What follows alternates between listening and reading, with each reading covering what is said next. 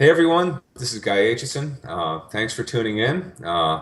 We are here with tonight with Alex Grey, the legendary visionary artist, to talk about a big project that he and his wife Allison have going on right now. They're creating this incredible visionary art temple, the Entheon, and they are going to Kickstarter using social media to try to crowdsource this whole thing.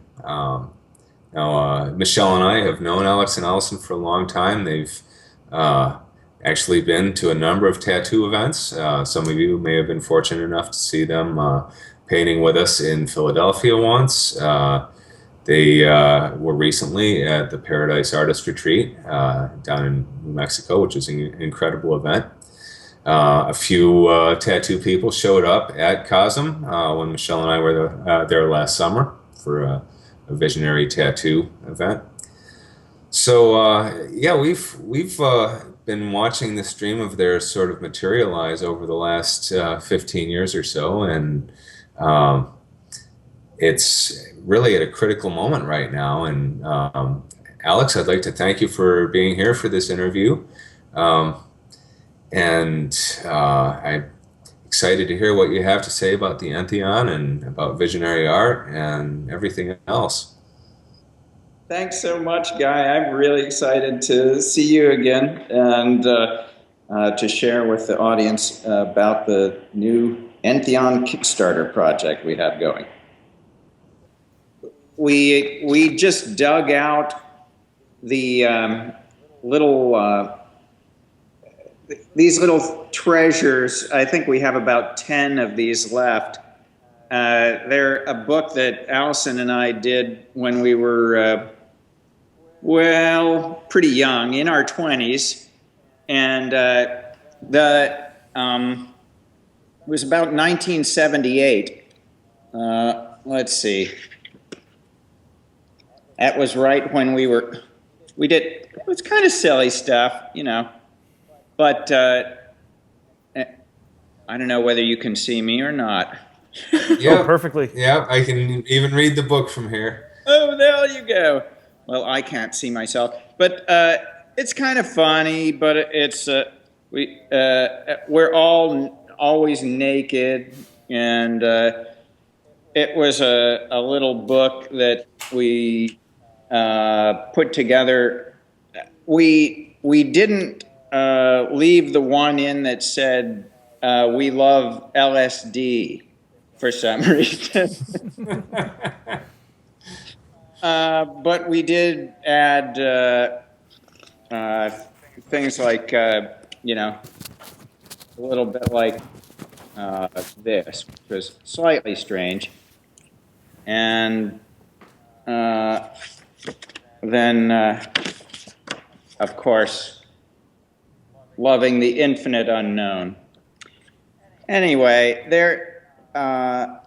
it was the year 1978 that Allison suggested that we create the sacred mirrors. And so for me, it's a kind of a testimonial from that time. And now to see everything growing so amazingly, and for Entheon, I really think this Kickstarter thing's going to work. It's been unnerving, I have to say, but the enthusiasm of so many people has once again made this Kickstarter thing just an enormous, amazing tool for funding creative projects. And I really thank you guys for giving us a bit of a forum to share about it. Sure, thank you for joining us here. It's great to have you.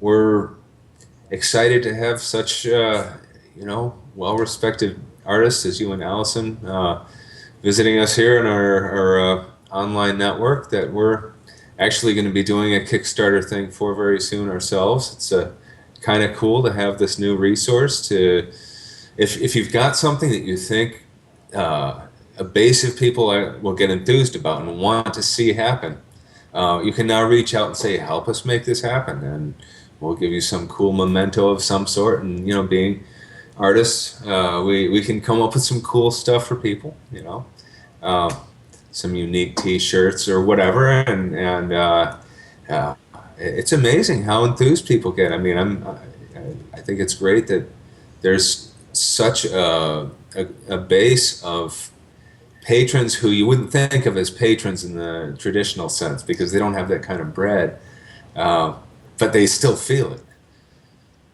Yeah, and they're able to dream with the creators of these projects and imagine a future where this project exists, and would they like to be part of it? And so they'll buy a ticket to a place that doesn't exist yet. And I think that is like the chapel of the future. We have to create it with our imaginations first. And it is a full-on kind of crowdsourcing of sacred space. And it's something that's never been possible before on such a worldwide basis. And so it's kind of like world spirit is building Entheon, It's astonishing to me. All the new technologies that are really digital are what is driving the whole project. Like, I did the drawings and everything, but I have no skills at 3D modeling. So we, like an angel, this guy, Ryan Tottle, appeared. And I reached out to him to see whether he was interested in helping us to create a computer model of Entheon. And he was working independently on a image of on one of my images, the Buddha embryo. He was 3D modeling it, and he wanted to present it to me, but hadn't done so yet. So he was already in the matrix of creating this thing, and he agreed to do it. And over the last year, he has created this elaborate, beautiful Maya sculpture with ZBrush and with all the 3D programs. And now it digitally or virtually exists, and it will be created by printing it out, in foam. And, like, the heads are like 20 feet tall, but they have 8-foot by 20-foot blocks of foam that they'll carve. And something that would a sculptor like years to sculpt is going to be done in a day. And so after the thing is printed out, then we'll make a mold of it, and we then shoot a glass fiber reinforced concrete mix with steel mesh, and it becomes about an inch thick skin. So the faces will be a kind of concrete skin that will be attached to a steel armature and then attached to the building. So it's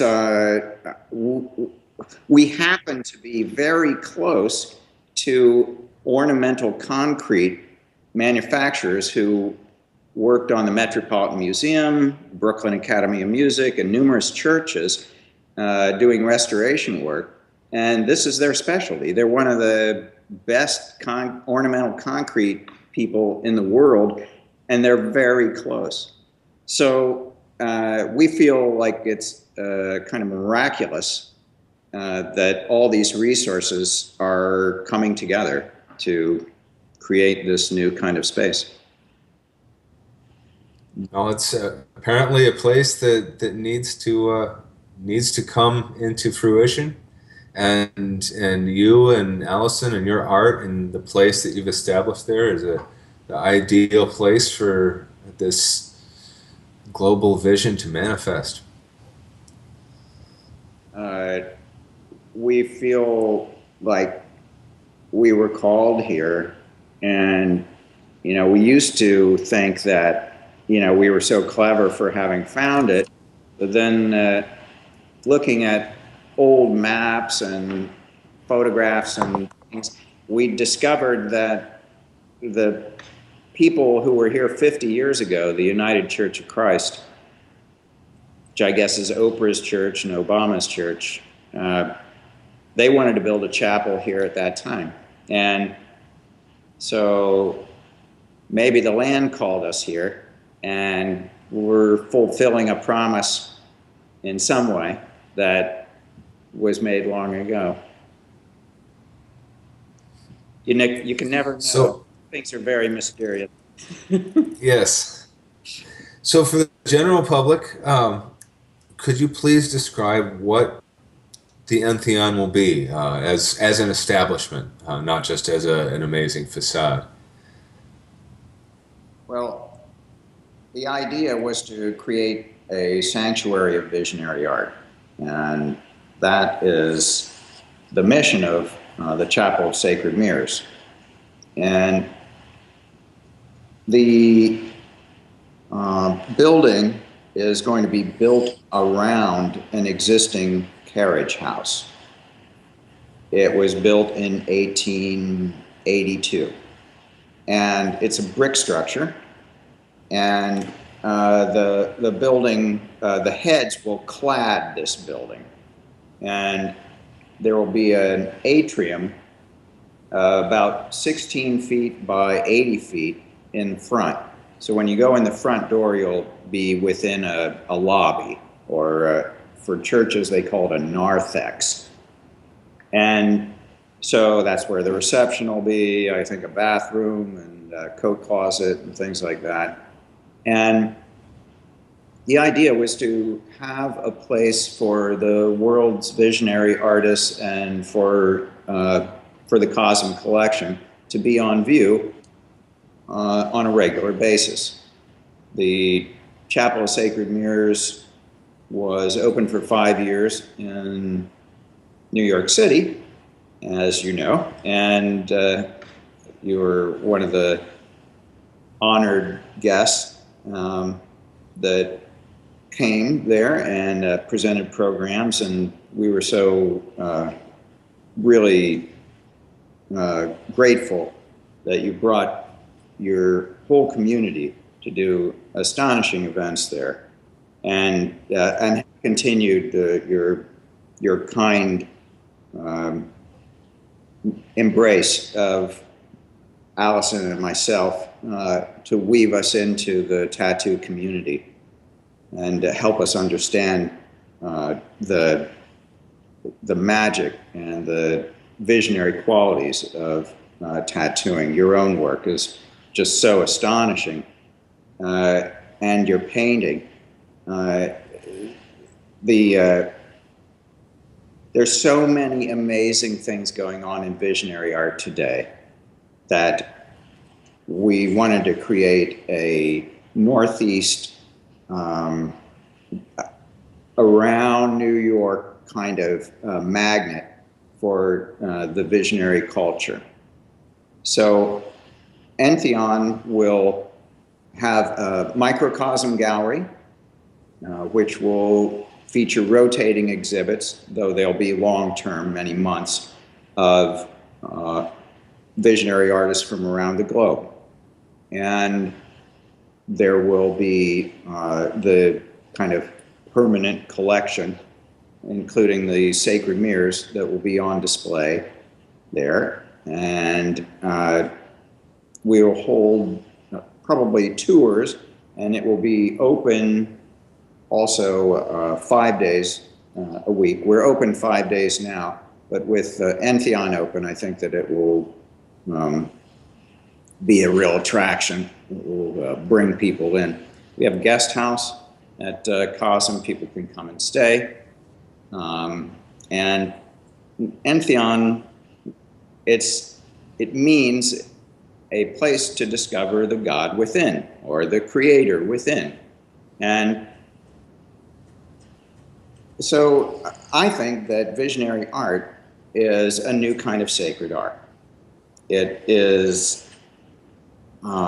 generally done by people who have had a visionary, sometimes mystical experience, and they have, through their training and discipline, are able to translate this visionary experience into a artifact, into a painting. There's all kinds of ways people can work digitally now and sculpt and things, but my wife are painters, and so a lot of visionary painters have created, I think, a body of evidence of the mystic realms. You know, there's a lot of skeptics and, I guess, agnostics or atheists and things like that. And, you know, a lot's been said from a kind of reductionist or materialist scientific point of view that would say that all that exists is just the surface of the material world, and that the imagination is something that is just a byproduct of the brain. And these experiences don't have any significance or value. But for the people who have had a visionary mystical experience, it's quite often a life-changing and a health-bringing kind of experience. They feel in contact with infinite love, with unity, with the entire cosmos, a sense of transcendence of time and space, and a direct contact with divine reality, and a tremendous mystery that is beyond all explanation. And yet, for those who take psychedelics or have done the meditative work, or sometimes it happens on the natch, these visionary mystical experiences transform us. Alex and I had such an experience back in 1976, and our efforts to build a chapel and to create the sacred mirrors and our entire body of work was based on that experience. And so that's really where religion comes from. It's from the visionary mystical experience. Every world religion is founded on one of those experiences. You have Islam, and you have Muhammad riding to the seventh heaven on a female-headed mule, the Barak. You know, you have Moses talking to a burning bush, or hearing the voice of God coming from this mystic thing. You've got Mary, who's visited by an angel, and what does the angel say? Fear not, you know. What did that thing look like? You know, it must have been pretty freaky. And so Buddha was having a visionary experience under the Bo tree and dispelling the demon Mara. You look at the Hindu religion, and it's completely visionary. You know, there's all the gods with all the heads and all the arms, and it's just wild. So all religions are really founded on these experiences. And for that reason, that, you know, there's a legacy of something really touching and very important about these experiences. And now with psychedelics, people, individuals, instead of having to meditate for 30 years in a monastery or something, can have a glimpse into the infinite. And it's sort of like looking through a microscope and discovering a new world, or looking through a telescope and seeing that there is an infinite cosmos. You know, until one has looked through that lens, then you really can't dismiss it, you know. And once you have looked through that lens, you certainly can't dismiss it. So we see this artwork, I think it's a visionary art movement. It's truly an underground wave that is spread throughout the world. This is a new kind of sacred art, and it's evidence of the existence of the spiritual realities. And so that's why we're building this temple-like structure. It's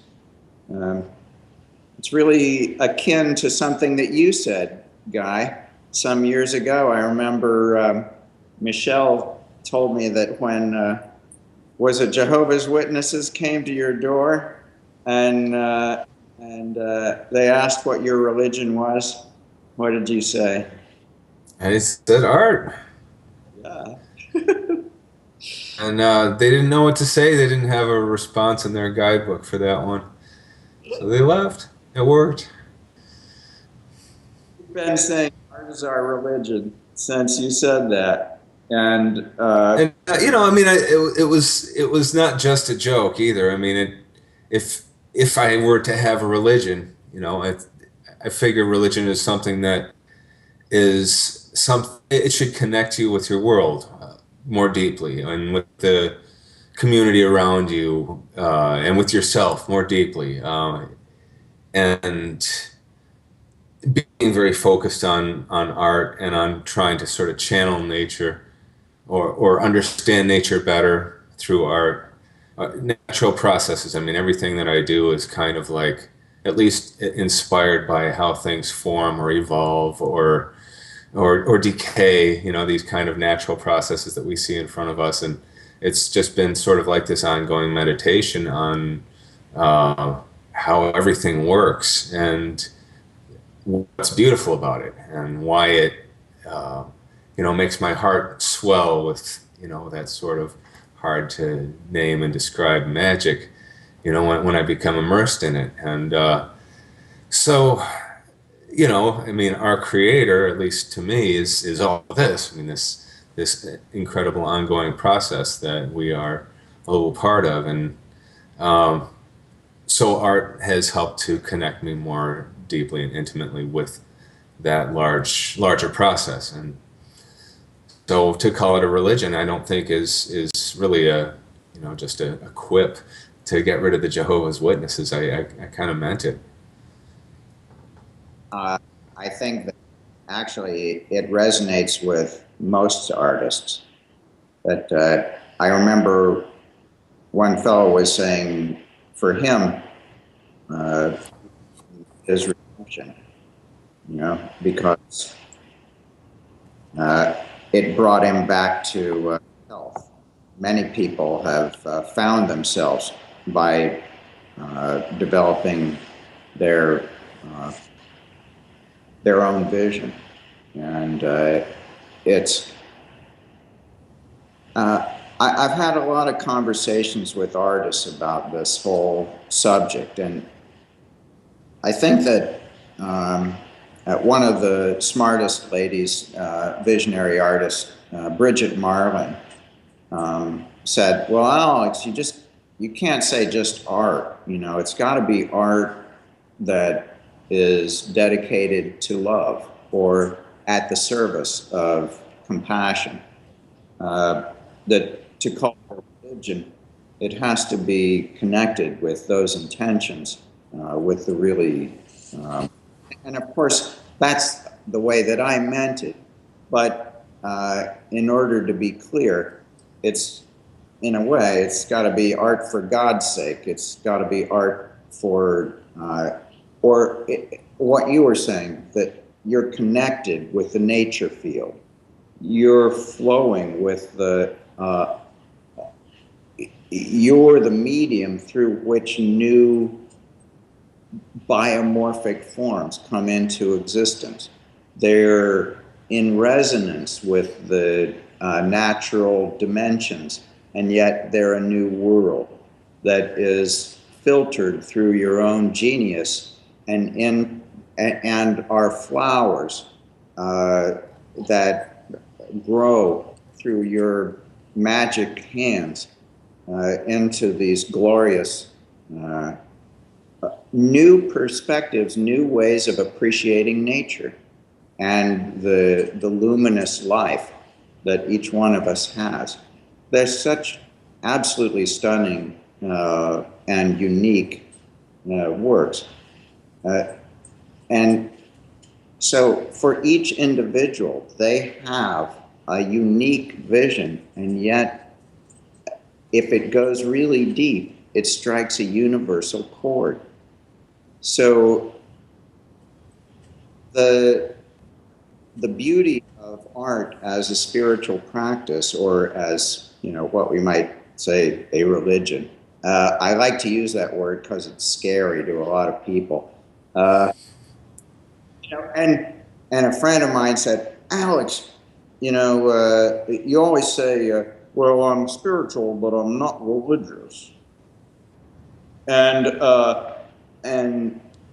because, you know, religions are always in fights with each other, and it's just ridiculous when they should be about love and unity. And he said, we can't let the fundamentalists own that word.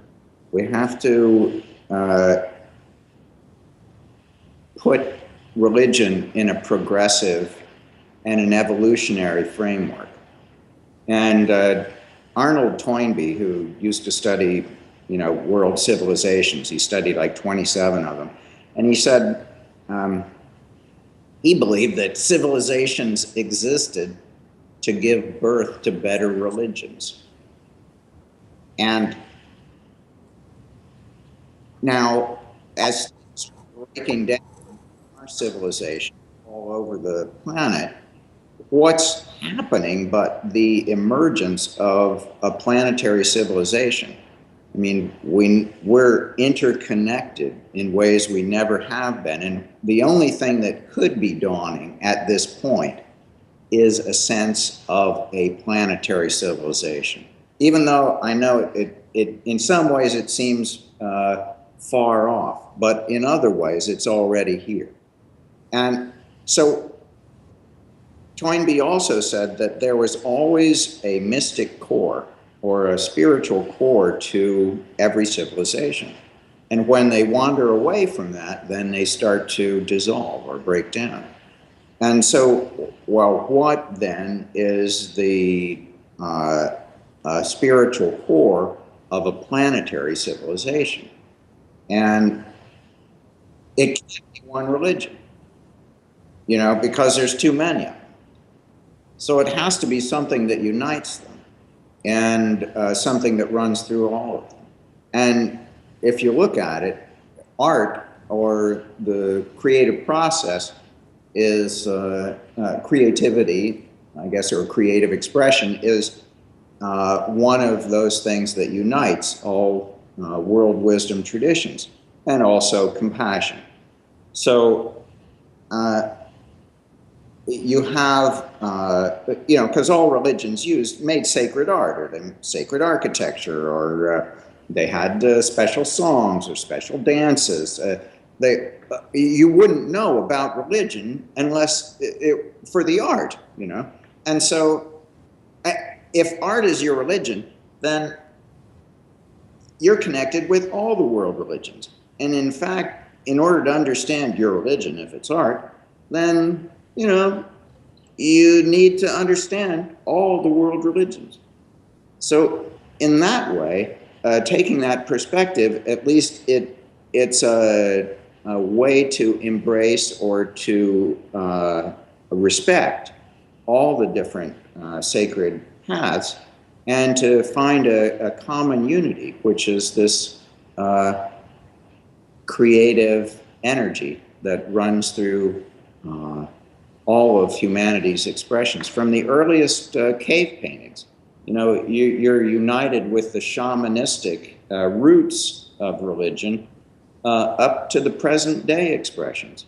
So I think art contains the entire arc of human consciousness as it's evolved from the very primitive up to its hyper technological state today. So that's a way to look at and find a unity in all the world wisdom traditions, and at least to create a place where they could all be honored and you know, reconnect with that creative creator within. Think of the Entheon as sort of being the cave of the future, you know, the cave paintings from 40, 50,000 years ago. I mean, that was a spectacle back then. They really, I mean, with the flickering lights and the music and things like that, they made a real experience out of it. And this is sort of the near future vision of how far we've come as artists since then. So I guess you have an event coming up, and this is somehow related to all of this? Oh, yeah. Yeah, what's really exciting is this Thursday, we're going to be in Los Angeles and joined by a number of friends, including Jonathan Singer, who's, you know Jonathan, don't you? I know of him. He is a visionary video projectionist that works with, I don't know what programs. He has very special ways of taking your art and flipping it inside out and doing the craziest kind of mandalas and ever-changing, always with the music.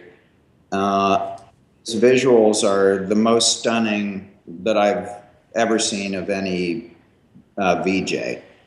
I call him a light slinger. And so he melts people's minds or faces off. Just, you know, if you really watch it, it's just too much. And so he and a group of his friends, including Roy Edwards and a number of other wonderful psychedelic friends, built an Entheon altar DJ booth. And Simon Posford from Spangle played at it on Bicycle Day. It was introduced on Bicycle Day, April 19th in San Francisco. And it is going to return for this LA event. And it will feature the performances of the electronic wizard Ott, O-T-T. I love his music. Allison and I are crazy about Ott. And Michael Menert from Pretty Lights, Thriftworks, Lynx. There's a lot of electronic musicians that are coming out and supporting the Entheon Kickstarter. And we're going to have a number of ways that people can contribute right there, and we'll have special prizes. And the guy who's been modeling Entheon, Ryan Tottle, will be there. I'll introduce him, and we're making a special poster for the evening. And it's going to be a really exciting night. And I think a way to, you know, bring another wing of the community into the Entheon, you know, kind of building it up from its foundation of the love of what I call the love tribe, you know. And Nice. It's going to be very cool. And a number of artists have been contributing art that will, depending on how many of them we get, we're gonna see what's going to happen with that. We were thinking an auction I'm not sure how that's going to go down, but we'll find some way that there will be either exhibited at Entheon or they will contribute to the creation of Entheon. A number of visionary artists are helping us out, and many will be present there as well. I'm sorry we couldn't be there. Oh, you guys get around quite a bit, and it was great to see you at the Paradise. Yeah, That was an incredible event. I'm really glad you guys could make it. Of course, Michelle and I had been in that or a very similar workshop with you and Allison a couple of times in the past. But this one was special. I really felt, I don't know, it had been a pretty intense week for Michelle and I with all these other things going on. And, sometimes you get so caught up in just trying to make everything work that you forget to stop and breathe. And before you know it, you've tripped and fallen all over yourself. And we were just about there. And finally we had arrived at this event and we were settling into just being there and doing those drawings, incorporating the energies of the chakras into the drawings, which is not something that we normally would bother to sit down and do. It's a kind of a meditation. As you say, whether you quote unquote believe in chakras or not, it's a way of looking at aspects of how we are. And the workshop, I think, is a great way to focus on, almost like meditating through these different, steps in your own selfhood, from your most root, simple animal, all the way up to your most sophisticated and, with the most potential. And to kind of, spend a couple of days working your way gradually through that. And it was just the release that we needed. It was beautiful. And I'll tell you what, we had such an incredible response from other artists who were there. Many of them said that it was a life-changing event for them. Wow. Well, you guys do that. You bring people together and make extraordinary things happen, and always have. And we're so grateful to have been brought into that experience. It was great seeing Chet Czar again and all the our tattoo buddies. So thank you. Well, thank you again, and we've always loved all the events that we've worked with you guys at, and the painting projects we've done side by side in various different interesting locations. And of course, parenthood has slowed us down a little bit for the time being, but we're kind of getting back in the saddle. And you guys, of course, are just unstoppable. You've done what, 3 other events since we last saw you? Yeah, well, I lose count, but we've hopping. We were in Denver, I think, last weekend, and there's a lot going on in Denver, I'll tell you. It's amazing, and great visionary artists there too. David Heskin and Loria Weaver, Amanda Sage, Martina Hoffman. They're all living in that area, and they're forming a Colorado Association of Visionary Artists. And we're looking at how COSM can play a part in the Colorado scene. With the cannabis growers and everything becoming more respectable and legal and things, although it's a very tricky and interesting kind of situation, I think that it's brand new things are going to come as a result of these new businesses that are forming there. And it definitely empowers the visionary arts, because then people start having visions and they start understanding what the paintings are all about.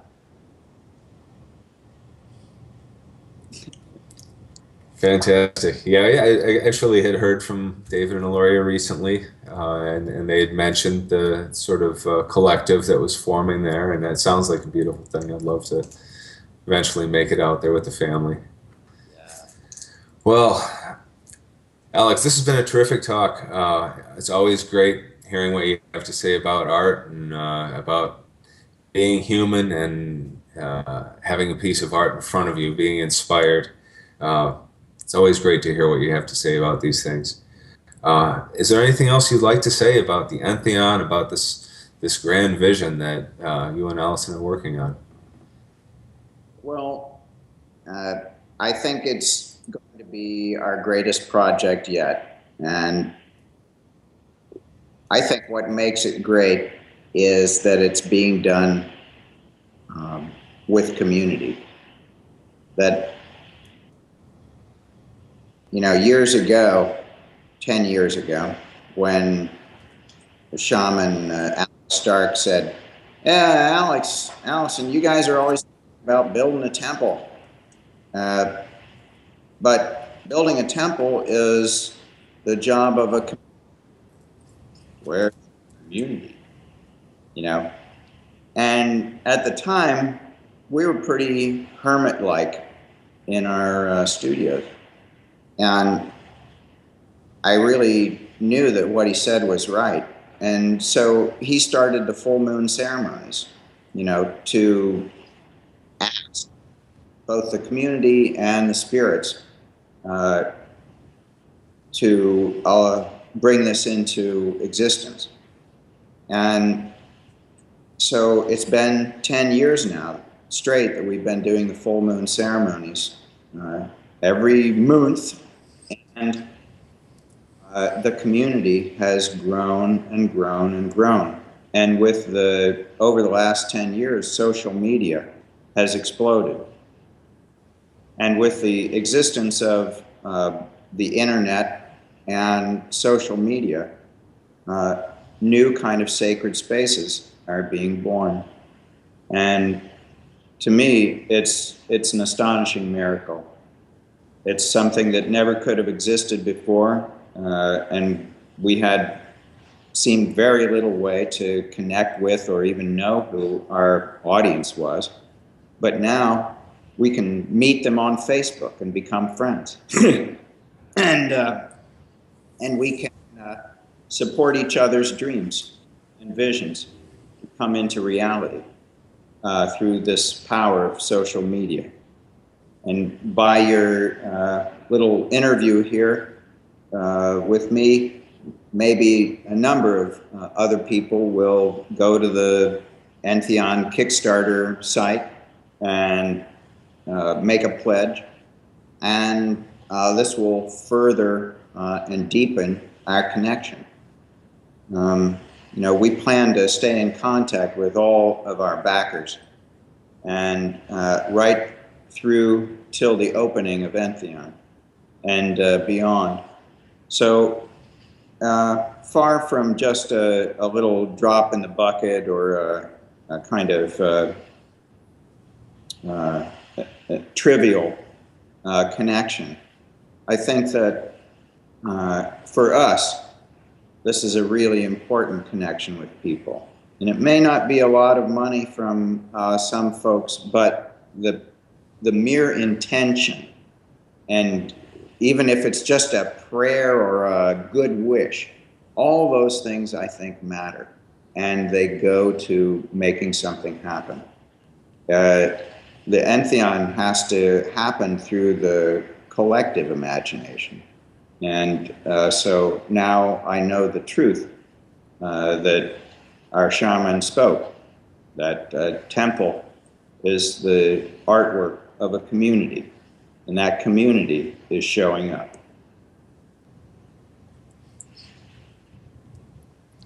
Thank you, Alex. That's beautiful.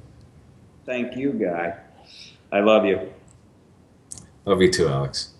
Talk to you soon. Good luck out there in LA.